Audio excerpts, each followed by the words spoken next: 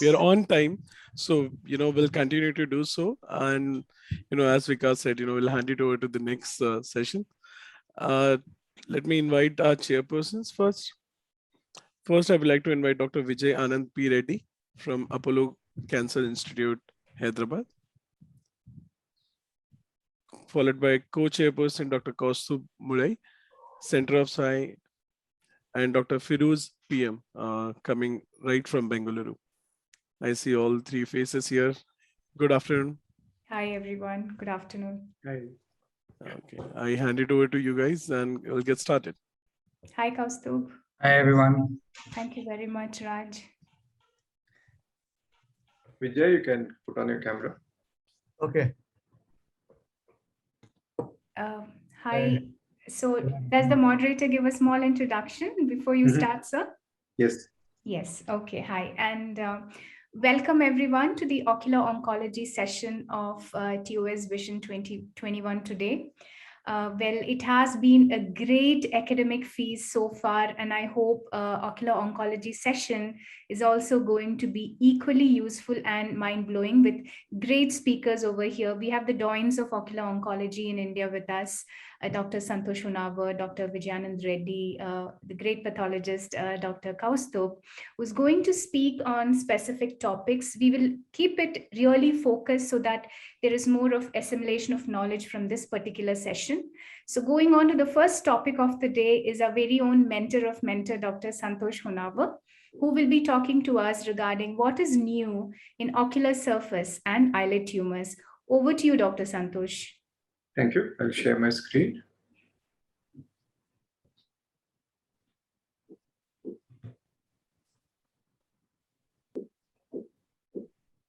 Yeah, we can see your screen, sir.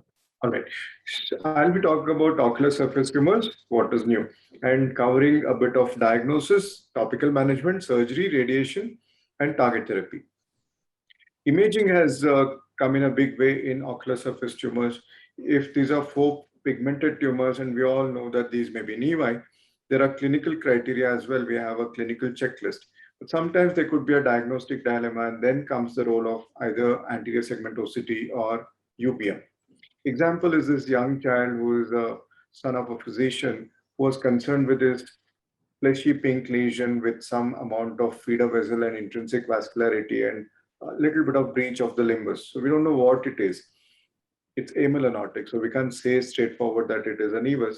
But when you do an imaging, you find that there are microcysts indeed within it, indicating that it is in fact a nevus and not anything else that is dangerous.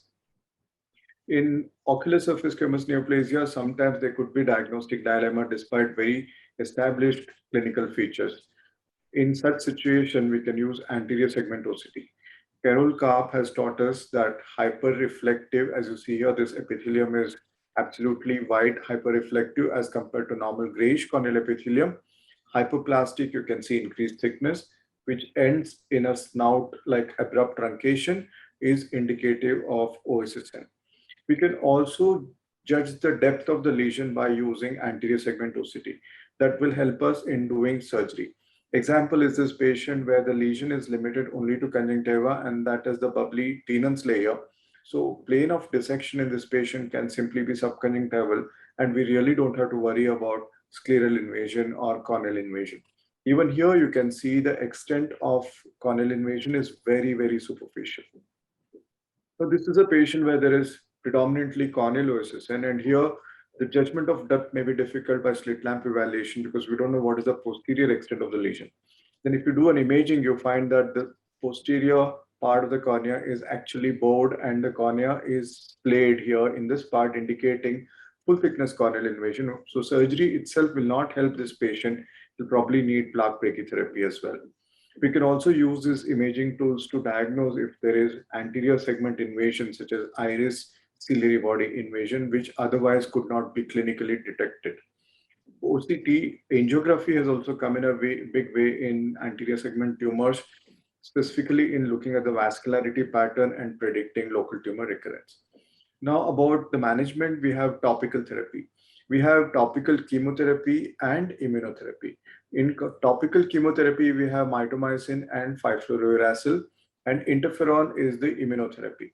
We can use any of these drugs depending on availability. Of course, cost is a factor, and the difference in cost is not much different between mitomycin and interferon, but 5FU comes to be very cheap. Now, in immunotherapy, there are three methods. One is immunotherapy itself, where we aim at complete tumor control. Immuno reduction is to reduce the size of the tumor before we can do surgery. And immunomodulation is a way of modulating the ocular surface and enhance the local immune system so that the patient does not have local tumor recurrence. This is an example of a small conjunctival OSSN where you find that immunotherapy works very beautifully without leaving a scar. The tumor goes away. One more example. So basically in small tumors, you can use interferon for curative purposes. And if the patient has a corneal lesion, you can see that this was the area where biopsy was done by a corneal specialist, and that's exactly the area where scar is left. Rest of the tumor is gone with topical therapy. So if you have a predominantly corneal OSSN in the visual axis, it makes sense to use topical interferon because then there is no scarring and visual prognosis is maximized. Or in a situation where there's a precious corneal graft, the xeroderma pigmentosum patient, this is the second or the third corneal graft, prior grafts have failed by history, and then unfortunately he has a tumor developed right at the graft post junction where surgery would be detrimental in maybe predisposing the patient to graft failure or rejection, but topical therapy has helped beautifully. So in a precarious corneal graft, you can use topical therapy. Or in patients who have extensive limbal involvement, more than 6 clock hours of the limbus predisposes to limbal stem cell deficiency if you have to do primary surgery, and there again comes the role of topical therapy. Or in diffuse OSSN, where if you want to excise it, you will be replacing almost the entire ocular surface, and hence the role of topical therapy, which works beautifully in patients who have flat lesion. So what we know clinically at least is that if a patient has a flatter lesion, then topical therapy works well, as opposed to a big lesion which is very high and has a narrow base. This is a patient with diffuse OSSN involving the ocular, in the eyelid as well. Apart from the ocular surface, you can see the eyelid margin also involved. These patients were typically excentrated. Now, if this patient is one-eyed, you can definitely give a trial of injection interferon, periocular subconjunctival injection interferon. Many such injections later, this patient has done well, and this can avoid orbital excenteration, at least in half the patients. One more patient with HIV seropositivity who had diffuse OSSN. Now, with injection interferon, it has gone away. Immuno reduction is a principle where you want to reduce the size of the tumor.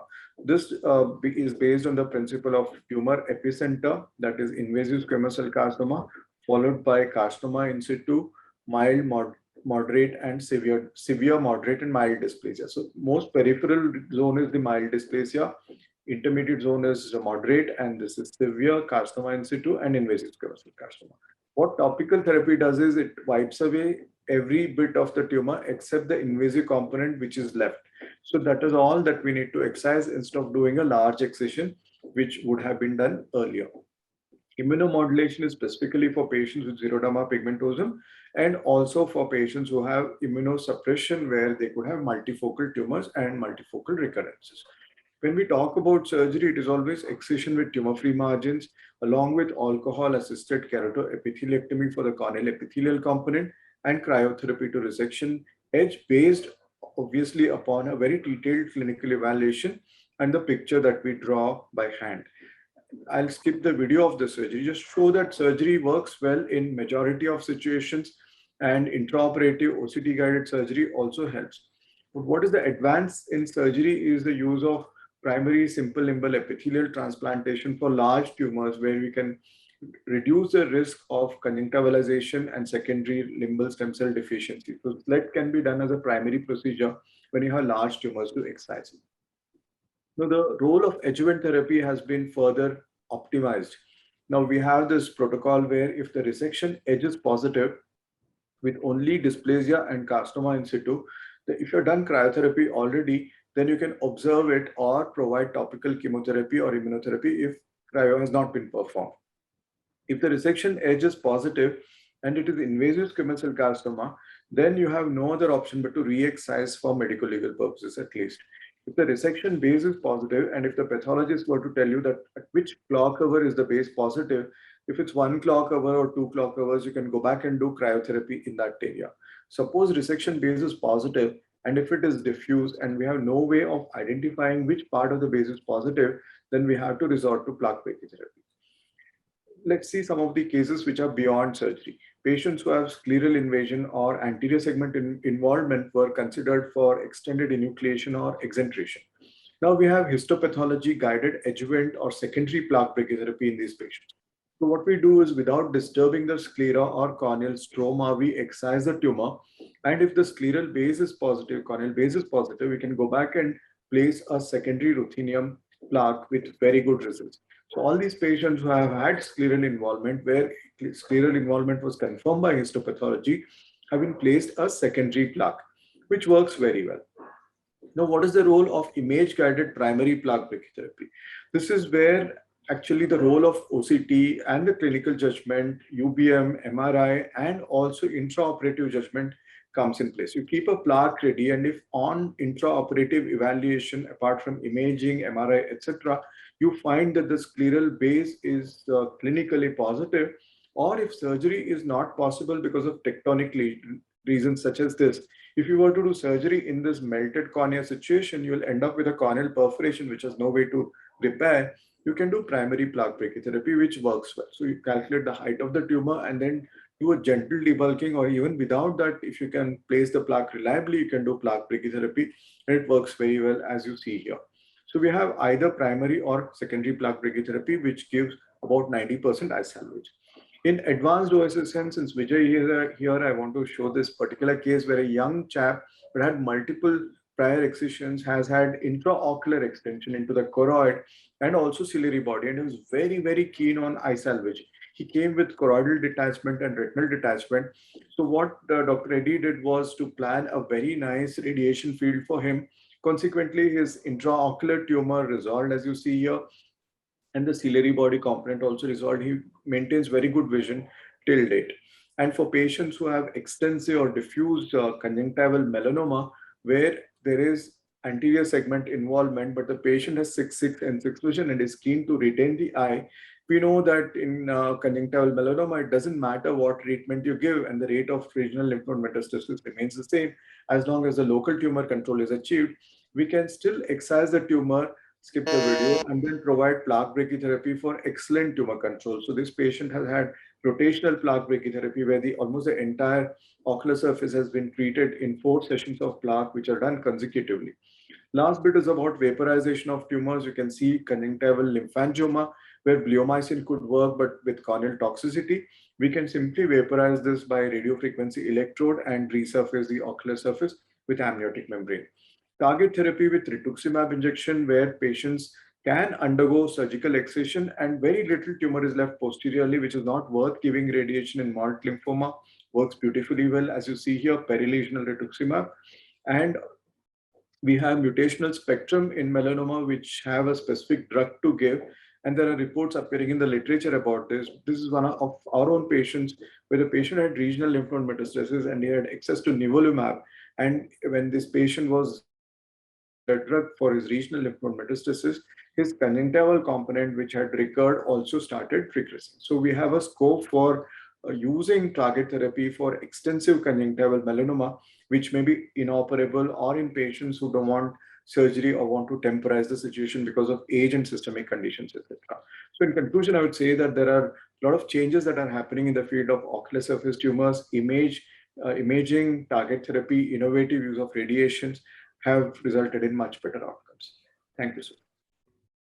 Thank you very much, Dr. Santosh. So we do have 2 minutes for discussion, if I'm right. Yeah, I request Dr. Feroz if we can take that at the end. At the end? Yeah, because we have sufficient time, then we'll talk to each of them. Yeah, okay. Yeah. All right. Thank you, Doctor. Joseph, you can introduce her. You're muted. Sorry. Okay. Next up, we have Dr. Feroz, who's going to update us on the advances in pediatric orbital tumors. Now, Dr. Feroz is a fellow from LV Prasad, and I have known her for a long time. She's a very great orator, a great surgeon. So, Feroz, welcome. Thank you, Kaustubh. Thank you very, very much. And I'm extremely grateful to Dr. Santosh, the TOS Scientific Committee, for this kind invitation to be part of TOS. As Dr. Kaustubh said, association with TOS has been since many, many years, where I have spent almost 2.5 years of my productive life in Hyderabad, getting trained under Dr. Santosh and in LV Prasad, and also, having Kaustubh and Dr. VAR as other mentors and colleagues as well. So today I'm going to take you through pediatric orbital tumors. So I have kept it really, really focused, and for the next 10 minutes, however, even 10 minutes is short for covering the entire orbital tumors, but certain things which is important, I would say an update and awareness regarding pediatric tumors. That's how I'm going to take it through. And these are my affiliations, and I have no financial disclosures. In general, we all know that, a small introduction of orbital tumors basically depends upon the origin and site of the tumor. There are various soft tissues, there are neural structures, vascular structures, soft tissues, muscles in the orbit where the tumor can originate. And that's how these tumors are generally classified, which I'm not going into. So this is a very nice series which has been published by Bonavolonta, around 2,480 space occupying lesions in the orbit, and out of which the most common was found to be a dermoid cyst, followed by non-Hodgkin's lymphoma. Well, this is not in pediatric age group. Now, going on to the pediatric orbital tumors, dermoid cyst again is considered to be one of the most common orbital tumors, followed by vascular tumors, of course, optic nerve glioma. So it is considered that 20% of patients or children with neurofibromatosis can have optic nerve glioma, and it really, really mandates proper screening and evaluation of these children. Now, regarding malignant tumors, 20% of malignant tumors identified in the orbit comprises of pediatric malignant tumors, of which we all know that the most common in rhabdomyosarcoma, and we have various other rare tumors, malignant tumors, that can occur in pediatric orbit. Well, the most important crux of diagnosing this clinically is children really doesn't complain. So most of the time they mimic infective and inflammatory lesions, which has to be diagnosed appropriately. So I'll just take you through a few cases which I feel is important. So this is an 11-month-old boy who presented with swelling in the superomedial orbit of the left eye. Well, the diagnosis is very simple. We all know that, it is, even clinically, it was cystic, and the dermoid cyst, as we already discussed, this is a very typical presentation of a dermoid cyst occurring in the orbit, especially, at the fusion of the embryonic fissures, mostly in the medial, supromedial orbit and in the lateral orbit. And what is important is, how we have advanced is that a very cosmetically placed orbital exploration of these cysts has to be planned, and that is the advancement in surgical exploration that has been there.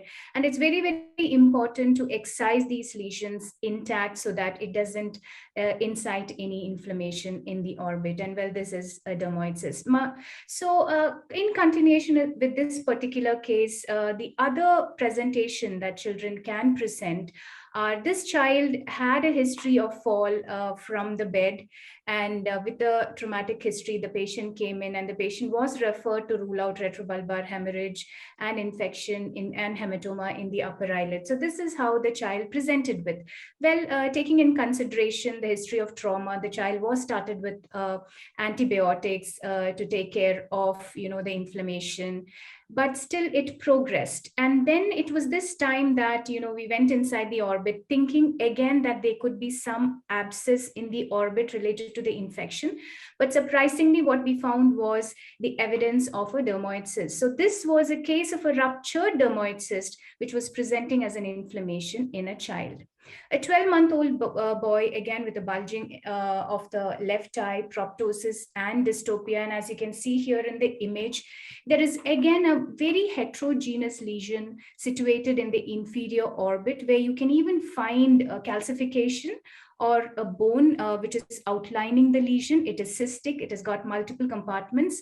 And this is the axial picture where the maximum dimension of the lesion was around 26 millimeter. And this is like, it's completely heterogeneous with cystic spaces. So in a child presenting with this kind of a picture, well, teratoma is something that you really, really keep in mind, a cystic lesion. So what is an update regarding this is the surgical approaches that we have learned, in the recent past, where a minimal approach is good enough to actually excise this large lesion.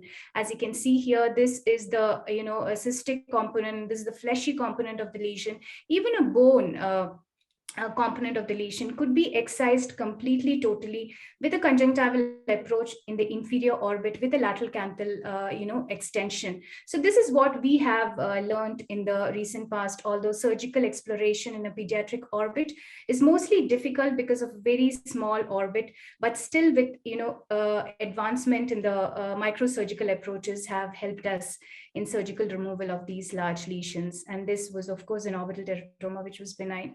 11-month-old baby girl with a bulging left eye. Well, the diagnosis is sitting right there with a systemic evaluation. So any child presenting with a proptosis, it's so very important, even in the clinic, to systemically evaluate these children. These are the cafe-au-lait spots in this child with mild proptosis of the left eye. And fundus evaluation revealed a mild hyperemia of the optic disc in the right eye and optic disc edema with exudates in the posterior pole. So the diagnosis is straight away there clinically, which is an optic nerve glioma, and confirmed with an magnetic resonance imaging. So there are various specific techniques in magnetic resonance imaging where you can actually clinically and radiologically correlate and reach to the diagnosis. And in fact, there is no need for a biopsy to prove that it's an optic nerve glioma in children. And this is how bilaterally her optic nerve was involved, and even there was a chiasmal extension from the left side. Now, what we do currently in these situations is we also evaluate, we do the genetic testing to confirm neurofibromatosis 1 gene. So in a sporadic variant, it's often said that it's more aggressive, whereas in neurofibromatosis 1 gene positive, the aggressiveness of the tumor is much lesser, but there is always a chance of bilateral involvement in genetic predisposition of neurofibromatosis and optic nerve glioma. Now, in treatment, yes, there has been certain newer modalities which has come up as far as the treatment is concerned. Systemic chemotherapy, yes, we do use systemic chemotherapy whenever there is a tumor progression and it's affecting the visual outcome of the patient. And if at all, if you want to save at least one eye with good vision, systemic chemotherapy is indicated. And there are various protocols, and the common protocols that we use is vincristine, carboplatin. We have Dr. Bar over here. We can, discuss this with him. And in fact, it is found that the progression-free survival for the first 5 years is found to be 77% with the vincristine carboplatin protocol, although there are many other drugs which has been used. Now, the newer FDA-approved drug for the treatment of optic nerve glioma is selumetinib, which is an MEK inhibitor, which is a mitogen-activated protein kinase pathway. So even the molecular pathway and targeted therapies has come into vogue even in pediatric orbital tumors. And in fact, there are reports of bevacizumab, an anti-VEGF, which is being used in optic nerve glioma as well. The next case is a 10-year-old female, eyelid swelling on and off recurrent for the past 4 to 5 months. And she has been under observation, and she was diagnosed as preseptal cellulitis, put on antibiotics, and still there has been recurrence. In such a situation where there is recurrent inflammation in a child, there are certain things that you would want to keep in mind. First and foremost, when you take in imaging is definitely important. If there is a recurrent periocular swelling in children and orbital suspicion of an orbital lesion, the imaging shows that there is erosion of the superior, the roof of the orbit, and with the dural exposure over here.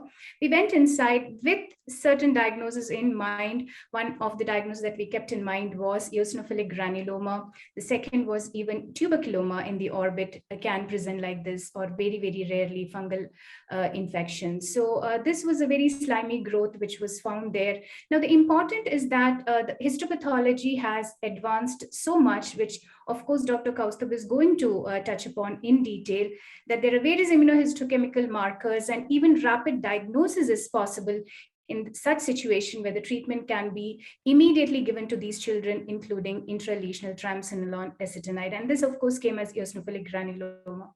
Now, important thing which we currently practice in such situation is that it can have multifocal lesions. It can have a diffuse involvement. So a whole body bone scan is very, very important in these children to rule out multifocality. Classification, yes, I'm not going to touch into detail, but these are the recent ones which has come. The LCMRH group, where it's Langerhans, cutaneous, malignant, Rosai-Dorfman, and hemophagocytic lymphohistiocytosis. There is a very rare possibility of these children getting myelogenous leukemia as well. So a long-term follow-up is very, very important. Now, regarding the treatment, yes, if it is unifocal and related to the orbit, well, curettage, careful curettage and intralesional steroids most of the time works. We don't give radiation, but well, if it's very extensive, that is one of the options. But if there is multifocality, even chemotherapy is considered in these children. Now, going on to the next case, is a 10-year-old girl with proptosis, rapid progression, diplopia, mild pain. In fact, she was diagnosed as a case of orbital cellulitis because it was just a 10 days history of the symptoms and the clinical signs. And as you can see here, there is a congestion and it looks very bloody. There is hemorrhage on the surface, but and still the imaging was not done. So in children who's presenting with orbital cellulitis and any suspicion of a lesion involving the orbit, imaging is so very important to rule out how extensive the lesion is. As you can see here, the lateral orbit is completely involved there. It's again in heterogeneous mass. You can see some amount of hyperdensity and isodensity and hypodensity in the entire lesion. What is very, very carefully, if you look at, is there is an extension into intracranial extension of the lesion as well with bony erosion. So something which is rapidly grown with bony erosion with intracranial extension, of course, we keep in mind that it could be a high-grade malignancy. So there are certain differential diagnoses of triradiate lesions, neuroblastoma, PNET, sphenoid big meningioma, which is mostly seen in the adults. Again, plasmacytoma in the adults, well, leukemia and lymphoma. So what, again, is important in this particular case was the genetic marker, which was evaluated, the FLI1 gene, which came as negative. And in fact, this came out to be a PNET, a peripheral primary neuroectodermal tumors. And since 1918, when it was introduced, there has been many evolution in diagnosis as far as molecular cytogenetic analysis is concerned in order to distinguish this Ewing's family of tumors. This was also a case of Ewing's sarcoma. Well, it came out to be FL1 positive, with Gauster would be touching upon. Now, this was a case of, again, a trauma, hemorrhage, ecchymosis. The two only investigations that we would do is imaging and peripheral blood smear. And it came out to be granulocytic sarcoma. The last case, I'm done in 1 minute, 3-month-old baby girl with bulging OD 10 days, a very recent case. I saw this 2 weeks back, but very interesting, rapid progression in 3 days. Well, teratoma is something that we would keep in mind if a child presents like this, but she was not born with proptosis and it was only a 10 days history. Well, this is the imaging that you see. Again, heterogeneity, there is kind of a necrosis or hemorrhage in the center of the tumor. We thought of, again, a bleeding, venolymphatic malformation with acute bleeding, went inside. It was a very friable mass. And this came out to be Orbital Rhabdomyosarcoma in a 3-month-old child, luckily embryonal, and we could rapidly diagnose this within 3 days. So again, international classification is important. Depending upon that, we plan treatment. So with the current modality of treatment with orbital rhabdomyosarcoma, which is very, very fatal orbital tumor in children, most of these life and survival has improved in these children. And this is just after 1 cycle of the treatment. So to conclude, children do not complain. They can mimic infection and inflammation. A thorough history is very, very important. The current histopathological diagnosis with immunohistochemistry and molecular genetics has helped us to diagnose most of it to undergo accurate treatment with multimodal treatment protocol. Thank you very, very much. Thank you, Feroz. Enlightening as always. Thank you, Kaustav.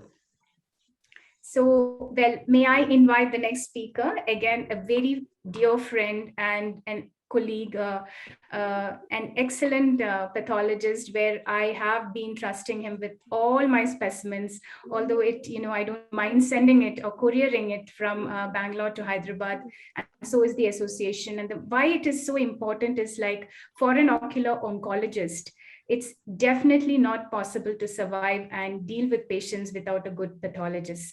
So we have all been lucky to have Kaustubh in our team, always giving us exactly right diagnosis most of the time. And I'm sure pathology has advanced in various fronts, and that is what Kaustubh is going to tell us today. Over to you, Kaustubh. Thank you, Feroz. Share my screen.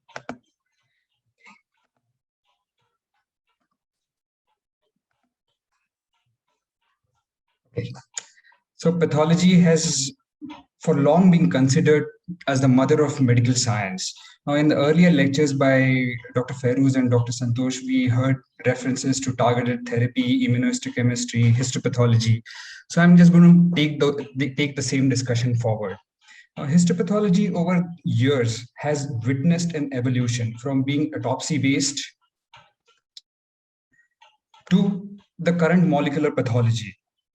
Recent advances in the field of science and technology and its application to histopathology has given both the pathologist and histopathology a facelift.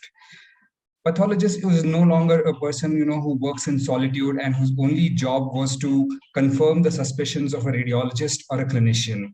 He now works in tandem with all these people and often guides therapies, prognosticates cancers. And all this has been possible only because of recent advances in molecular pathology. So what are those techniques that have revolutionized histopathology? They include immunohistochemistry, polymerase chain reaction or PCR, in situ hybridization, gene expression profiling, next genome sequencing, comparative genomic hybridization. So let's see how we can apply each one of them to current ophthalmic pathology or ocular oncology. Now, immunohistochemistry is the first and perhaps the most important technique that has been applied to histopathology, though technically we cannot call it a molecular technique. It is based on an antigen-antibody affinity. Yet, right from in earlier days, it was used to diagnose and diagnose tumors and in their differential diagnosis. But now it is also being used to guide targeted therapies and in prognostication of cancers. Let's look at this patient who had an ocular surface lesion, a lot of keratin, so possibly an ocular surface squamous neoplasm. The biopsy showed a very squamous lesion infiltrating into the stroma. Now, the differential diagnosis here would be a squamous cell carcinoma or a pseudoepitheliomatous hyperplasia. Now, these are very difficult for a pathologist to diagnose based on light microscopy alone. However, if you do a Chi-67 and a B53, the diagnosis becomes very clear because in pseudoepitheliomatous hyperplasia, their staining is confined to the base, while in a squamous cell carcinoma, it is a full thickness expression. Immunohistochemistry has been widely and very frequently used in differential diagnosis of small round cell tumors. Let's look at this child who had a round cell tumor. Positive expression with desmin and MyoD1 confirms it to be a rhabdomyosarcoma. Let's look at this child, who was diagnosed both clinically and light microscopically to have a granulocytic sarcoma secondary to leukemia. Now, in patients with myeloid sarcoma, if you do immunohistochemical staining with nucleophosphine, it helps in prognostication of patients. Now, nucleophosphine is a protein which encodes the NPM1 gene, and mutations of NPM1 gene are associated with poor prognosis in these patients. Thus, the clinician can decide and administer a more aggressive therapy in these patients. Let's look at this gentleman who had an ocular surface squamous cell carcinoma, which was infiltrating into the orbit. Now, that's the microscopic picture, which shows those keratin pearls and squamous islands. Now, EGFR staining has been routinely employed in these patients. Higher the EGFR expression, increase is the need for exenteration, and poorer is the prognosis. So all factors of poor prognosis like high Chi-67 index, poor differentiation, and greater lymph node spread are associated with higher EGFR expression. This was a lady who presented with a uveal melanoma. Now, if you do an immunohistochemical staining with PDL1 and BRAF, And if this comes out to be positive and the patient has a metastatic disease, you can easily employ drugs which act against checkpoint inhibitors or anti-BRAF drugs, and then take care of the metastatic disease. This was a child who presented with the ocular surface lesion, which when biopsy turned out to be a spindle cell tumor. Immunohistochemistry confirmed it to be a inflammatory myofibroblastic tumor. Now, it is very important in IMFT to do ALK1 staining. Why? Because if the tumor is ALK1 positive, you can easily administer ALK1 inhibitors such as crizotinib, and these tumors respond very well to these drugs. Another example where immunohistochemistry plays a role is a conjunctival myxoid tumor. Now, we all know that conjunctival myxomas can often be associated with cardiac myxomas. But how do you predict this association? Now, if you do an immunohistochemical staining with PRKR1A, and if the tumor turns out positive, there is a good chance that either the patient has a cardiac myxoma or will subsequently develop a cardiac myxoma. Now, polymerase chain reaction, or PCR, is probably the second most widely used molecular technique in histopathology. Let's look at this child who was diagnosed with the alveolar rhabdomyosarcoma. Now, we all know that alveolar rhabdomyosarcoma has a poor prognosis as compared to the embryonal variant. However, in these patients, if you do a PCR for the PAX3 or PAX7 mutations, and if you happen to see one of them, which is seen in almost 77% patients, you can easily prognosticate these patients. Those who have PAX3 mutations have a poor prognosis and a very dismal 4-year survival rate. In patients with xanthogranuloma, if you use PCR on those tumors and they are non-responsive to corticosteroids, but you happen to find V600E BRAF mutations, you can easily administer anti-BRAF drugs and take care of the disease. What is fluorescent in situ hybridization? Basically, in fish, what you do is you use a fluorescent oligonucleotide probe, which goes and binds to complement DNA, and then that elicits a fluorescent color, which can be observed under a microscope. Take, for example, this child who had an orbital neuroblastoma, which was diagnosed and confirmed using immunohistochemistry. Now, we all know that neuroblastomas are associated with MYC amplifications. Now, if you do a FISH to confirm the MYC amplification, we very well know that this child is going to have a very poor prognosis. In patients with neuroblastoma, again, further, in addition to FISH, if you do comparative genomic hybridization for segmental or numerical chromosomal alterations, you can further prognosticate these patients. Let's just say, for example, the previous child had a triploidy. Now, triploidy is associated with localized disease and favorable prognosis. So thus in benign tumors, what you can do is you can actually avoid chemotherapy and avoid the deleterious effects of chemotherapy in these patients. This was a girl who had an optic nerve pilocytic astrocytoma. Sometimes pilocytic astrocytomas can be totally necrotic, in which case their diagnosis becomes difficult. Or sometimes they can have microvascular proliferation, which makes distinction from high-grade gliomas very difficult. So what do you do at that time? Immunohistochemistry is not going to help you.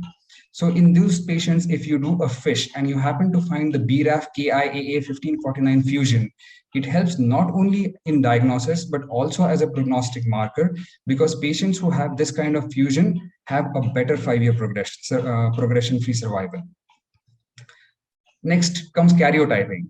Karyotyping is nothing but photography of the human chromosomes to detect abnormalities in those chromosomes.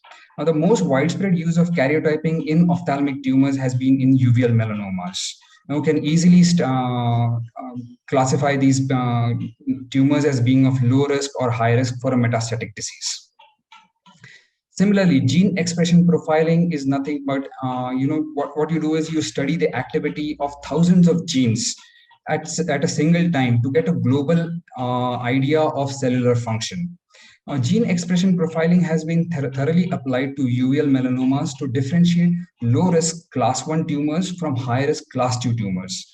Further, if you find mutations involving proteins such as BAP1, SF3B1, and EIF1AX, you can easily stratify them based on their risk for metastatic disease. Now let's look at this elderly gentleman who had an orbital tumor.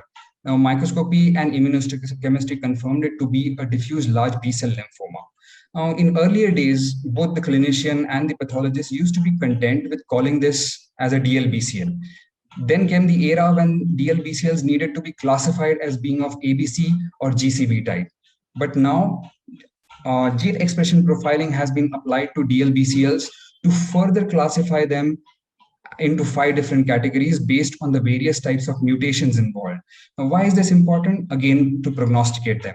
The MCD type of DLBCLs have the worst prognosis, while the EZB ones have the best prognosis. The most recent molecular technique that is applied to histopathology is NGS, or next genome sequencing, where you can sequence the whole human genome in a single day. Now, NGS has been applied to ocular adnexal lymphomas to detect various types of mutations in different non-Hodgkin's lymphomas involving the orbit. Now, why is this important? They also help in prognosticating the patients, but most importantly, they give you targets for therapy. So you can, use targeted therapy in these patients. Of course, Dr. Vijayan Reddy will enlighten us a little more on this. And the latest thing in ophthalmic pathology is role of liquid biopsy. Now, what is liquid biopsy? As the name suggests, it is study of liquids or fluids. Now, which are the fluids that you see in ophthalmic pathology? Yes, you can use aqueous humor, you can use vitreous humor.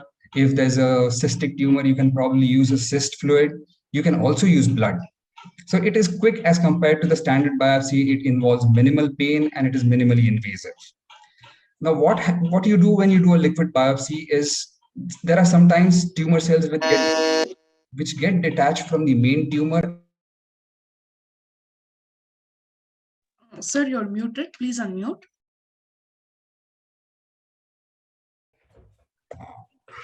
Okay, fine. So sometimes what happens is these tumor cells get degenerated and they release DNA. That's the circulating DNA. So you can study these circulating tumor cells or circulating tumor DNA for diagnosis, screening, therapeutic assessment, and even prognostication. Now, where in ocular oncology can you apply this? Now, Dr. Patricia and Dr. Berry from Los Angeles Children's Eye Hospital have used this to assess retinoblastoma using vitreous seeds and aqueous humor. It is also currently being used to assess the vitreous fluid in vitreoretinal lymphoma. Now, the theory behind this is that since retinoblastoma is a rapidly proliferating tumor, some cells die, release their DNA, which moves from the vitreous fluid to the aqueous humor, which is then aspirated, and you can perform various studies on it. Okay. So fluid or tumor DNA from the aqueous humor has been used to analyze the gains in chromosome P. Now, these gains in chromosome P have been shown to be associated with poor prognosis. Similarly, it has also been seen that different types of vitreous seeds exist in retinoblastoma. Some are totally viable, some are completely necrotic, and they all have variable responses to chemotherapy.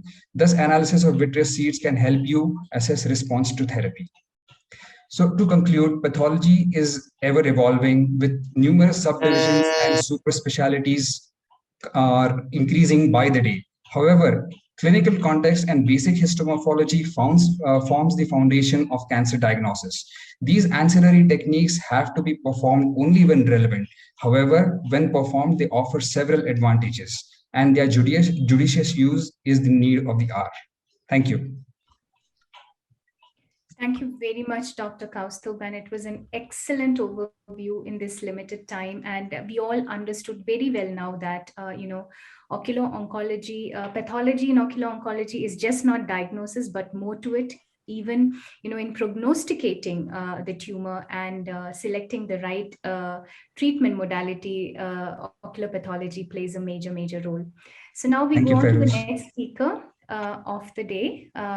It's an honor and pleasure to invite and introduce Dr. Vijayanand Reddy, who is the Director and Chief of Oncology at Apollo Cancer Institute, Hyderabad. And for me, Dr. Vijayanand Reddy has been a very good mentor, and he is the person to go always whenever you are in a dilemma regarding one case.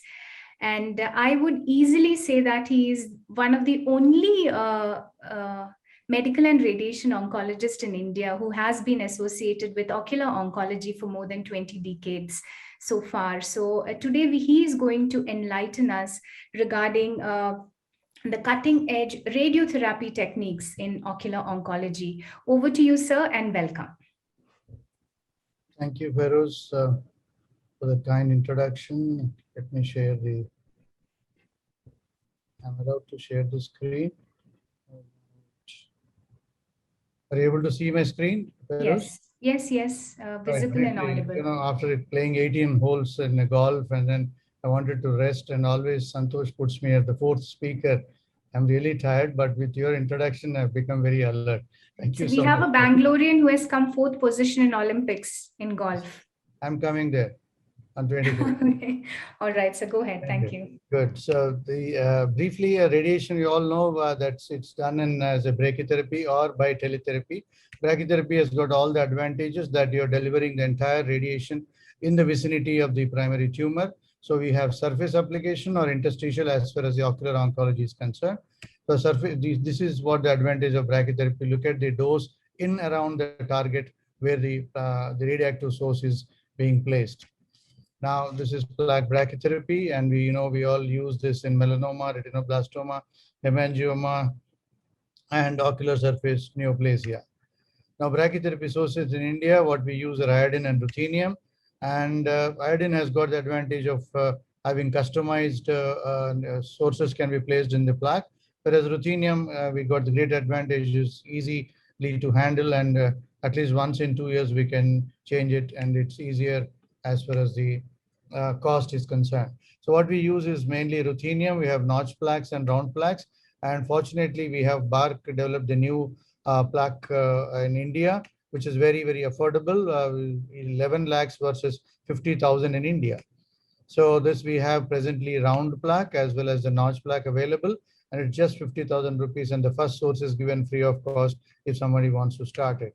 So results of plaque have been very gratifying. You see the pre and post in retinoblastoma and choroidal hemangioma, and you see in this choroidal hemangioma next, conjunctival melanoma. See, after excision, you put the plaque brachytherapy and you get extremely good results. You can deliver around 10,000 centigrade in melanomas. Ocular surface tumor, again, if the deep base is positive, you do plaque brachytherapy after excision. Regression is very almost 100% in hemangiomas, in OSSN 82, retinoblastoma 2/3 of the patients, and melanoma 92% of the patients. Then again, a brachytherapy procedure called interstitial brachytherapy. Sometimes you can put radioactive sources inside the orbit.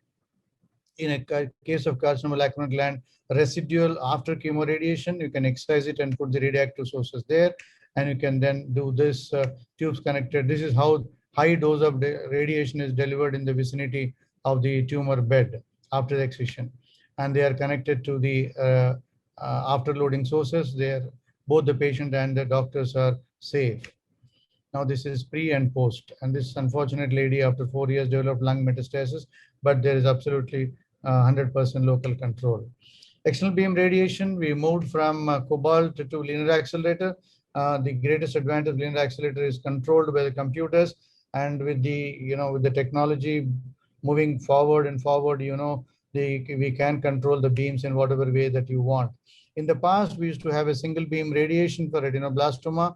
You see the dose gradient from 100 to 20, so it was very difficult to control and very difficult to shield the areas in the past. Now we got the leaves coming in the areas where you want to shield, and you get the shape of the beam that you want. This is called 3D conformal. From there, we moved on to this is 3D conformal, gives entire orbit radiation because you have only 2 beams. Now from there, we moved, the real revolution happened with intensity modulated radiation treatment. And here within the beam, you can vary the radiation from 0 to 200 centigrade. So that is the best part of the radiation technology these days. And with this IMRT technique, you see the dose confined only to the retina and 1 centimeter of the optic nerve, not the entire orbit.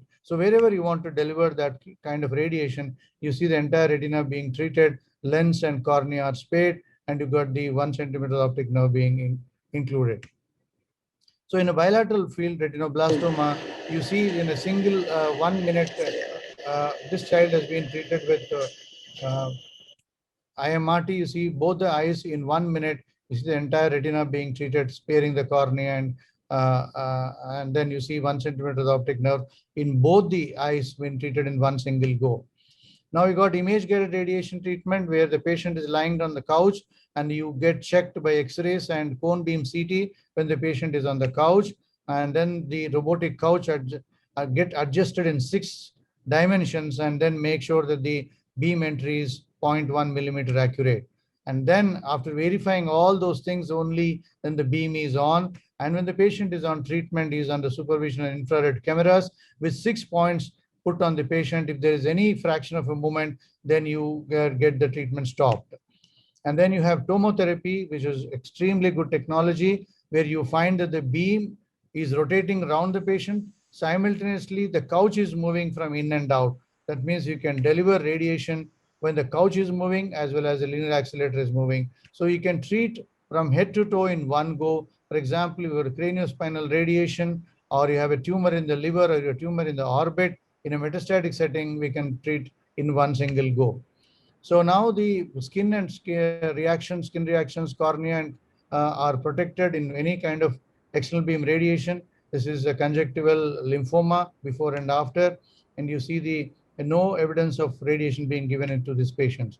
Then again, re-radiation is possible. Is an elderly lady which was treated in 2010 with external beam radiation, and again after 4 years she had a recurrence. We treated in both the orbits have been treated with external beam radiation, and subsequently in 2018 she developed brain lesions and we treated again. So that with this kind of a technology we can treat again and again. So suppose the patient has got his seedling in the anterior chamber. It's very, very difficult, but these days because of the technology and the expertise, we are able to treat even anterior chamber seedling as well with this kind of dose volume histogram where you can get the tumor 100%, the cornea is getting 70%, even though you're treating the anterior chamber seeds.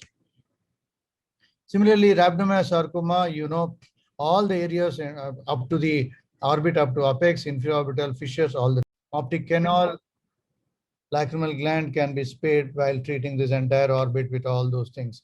Before and after 4 years. And this is a massive recurrence in a rhabdomyosarcoma, which we'd love to treat, which is very sensitive to chemoradiation. Been treated with 24 cycles of chemotherapy elsewhere. They have come here and we have started with salvage chemotherapy. And then subsequent to that, this is the post-chemotherapy, and we were able to do re-radiation in this patient, and we could salvage it. And you could look at the dose volume histogram, tumor gets 100% and rest of the normal structures gets hardly any dose. And this child post-treatment and 4 years follow-up later. Mixoid fibrosarcoma, so we need to give high dose of radiation again, which the patient parents did not agree for exenteration. We did chemotherapy and followed by external beam radiation to the dose of 6,000 centigrade without affecting the vision. So lacrimal gland carcinoma, as you understand, this tumor requires very high dose of radiation, 6,600 centigrade. If by taking care of all these areas where the lacrimal gland can spread, we can still deliver high dose of radiation with the technology available these days. So adenoid cystic carcinoma, excised radiation done and adjuvant chemotherapy. Solitary fibrous tumor again needs high dose of radiation, simple excision and followed by post-op radiation, again to the dose of 6,000 centigrade without affecting the vision is what we can do these days. PNET is such an extensive disease, destruction of all the bones you see all over. And then this patient post-chemotherapy giving good radiation, and then both the eyes have vision without any effect on the vision or the brain. Latest is the proton wave. And the difference between proton and photon, there is an exit beam which gives around 20 to 30% of the dose, whereas proton abruptly stops where you want to get it stopped. This helps especially in children, ocular melanomas and retinoblastomas. In pediatric tumors, we are able to deliver proton beam therapy, which is very much available in India, and we will be able to do it. Stereotactic radiation, this is a state-of-art technology where you can deliver pinpoint radiation to any corner of the orbit or body, which is stereotactically guided conformal radiation. And we have several names, call it X-knife, gamma knife, cyber knife, tomo knife, whatever you call it. The idea is that you're delivering the entire 6,000 centigrade, which you used to give in 6 to 7 weeks, now in 3 days or 1 to 3 days. That's the best part of this technology, 6,000 centigrade delivered in 2 days. So earlier we used to have a cumbersome procedure. Now this fixing with screws and all, now we do with aquaplast, and we are able to deliver this kind of high dose of radiation, smallest to the small tumor like optical orbital apex meningioma can be treated with this. Similarly, optic apex meningiomas, very small lesions, schwannomas, optic nerve gliomas with stereotactic radiation. We are able to deliver such high dose of radiation in a choroidal mets. 2000 centigrade in a single dose can be delivered, and we complete resolution of the tumor. Radiation sequelae with this high technology, as was mentioned several times, the eyelashes, eyelids, cornea are very well spared, and then the retina and optic nerve, part of the retina might get retinopathy, but we can get away without hurting the optic nerve. Even the closed tumors closer to the optic nerve can be spared with radiation therapy. Lacrimal glands, these days the dryness can be controlled by sparing the lacrimal gland. While treating the entire orbit, we can spare the lacrimal gland safely. So these days with this technology, small kids at the age of 2 years and above, we are able to deliver high dose of radiation, especially tumors which require high dose of radiation above 6,000 centigrade, and we are able to salvage the tumors along with concurrent chemo and radiation. Thank you very, very much. I think I've covered in 12 minutes, less than 45 seconds. Thanks a lot, Santosh, for involving me in this marathon scientific session. I'm really glad to be part of it. Thank you very much, sir. That was again an excellent overview of radiotherapy in ocular tumors. We have probably 1 minute to spare. So I have a question. Yeah, we'll just take one question, Dr. Feroz. One question, yeah. yes. Dr. Var, do you want to unshare your slide? So I go ahead with the question. This is to both Dr. Santosh and Dr. Var, is regarding if you have a diffuse OSSN or a diffuse pegytoid sebaceous gland carcinoma, where there is some foci of stromal involvement, especially in squamous cell carcinoma, where interferon injection or topical medication doesn't work. Is it possible to give a low dose radiotherapy, not plaque brachytherapy? This is diffuse in such cases. Dr. Santosh and Dr. Var. I think they plan electron beam radiation, because then if you want to give radiation to the ocular surface, then toxicity will be very high to cornea. So they plan it very carefully. It can be given, but corneal radiation keratopathy is always a problem. Like this is just to avoid a situation of an exenteration, sir. Correct. Correct, yeah. So how do you go about it, Dr. Var, in order to prevent toxicity to cornea, keratopathy, etc.? Electron beam radiation will blast the cornea. There is no way that we can spare the cornea.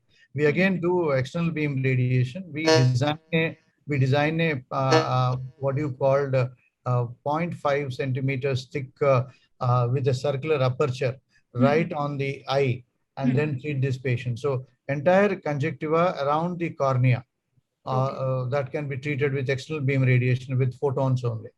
Okay, and it is possible. It is possible. Very minimal. Whenever there is a tumor which is going diffuse and infiltrating into the stroma or infiltrating into the orbit, we do this. We call it as a bolus. We put a bolus on that and treat. Okay, all right. And okay, fine. Yeah. So even, yeah, that's good. Yeah, we are done. All right. So we come to the end of ocular oncology. Thank you, Dr. Var. Thank you, Dr. Santosh and Kaustubh for enlightening the entire delegates of TOS. And I hope everyone enjoyed it. Thank you so much. Thank you. Yeah. Thank you, everyone. And thank you, moderator. You have been great running this on time.